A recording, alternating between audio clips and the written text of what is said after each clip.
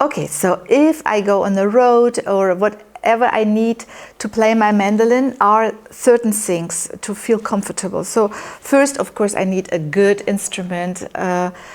You can start as a beginner with a not so expensive instrument, but after a while you figure out, oh my God, it's so much easier when you have a good instrument. And good means not necessarily ballback, you can have whatever instrument, but it has to be built by, handmade or a master, where all the things have to be right. So the strings, how high the strings are, this has to be all done well. Then also the distance in between the strings have to be right. And then also, the bridge, everything, so those kind of things have to be in the right place. Then the next thing is which kind of strings. Okay, I love to use tomastic strings, but it's again depends a little bit on the instrument you have. And tomastic not necessarily sounds on all the instruments nice. I use tomastic on the G, D, and A string, medium, and then Hannabach on the E string, which I like just the sound for those kind of ballback mandolins I play. Then I have on my instrument a little hidden tuner. I love those because you can tune in the middle of the show. Sometimes, and you don't have to play loud, so you can see if it's out of tune or not. Usually I tune one of the strings and then the second string I try to tune by ear. But if I'm playing with a symphony orchestra and they are all tuning, then I cannot hear anything. So that's a very good thing to be able to tune because it's attached to your instrument and it's not getting bothered by the other instruments also tuning.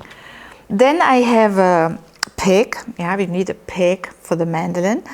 I like those Wolle picks, so they are sold at the Treacle company, but they also have other picks. But the shape is kind of nice, a little bit like a drop of water.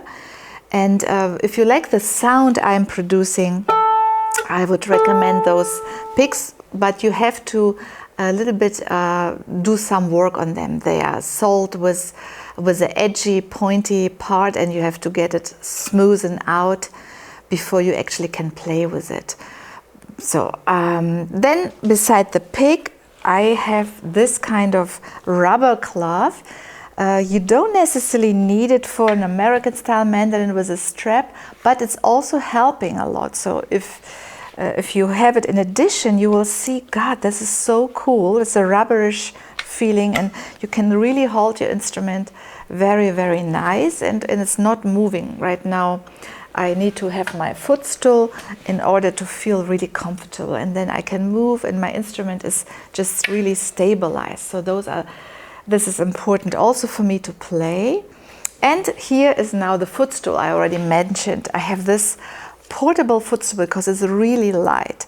Yeah, I like to travel also with light things. So my footstool is light, and I try to have a very light case so that everything adds, and I don't want to have so much luggage or so much weight on my shoulders. And this is nice because you can adjust the height on this little chair, yeah, because you have different chairs sometimes, and so this, by being able to change the height of your footstool, is actually then very nice.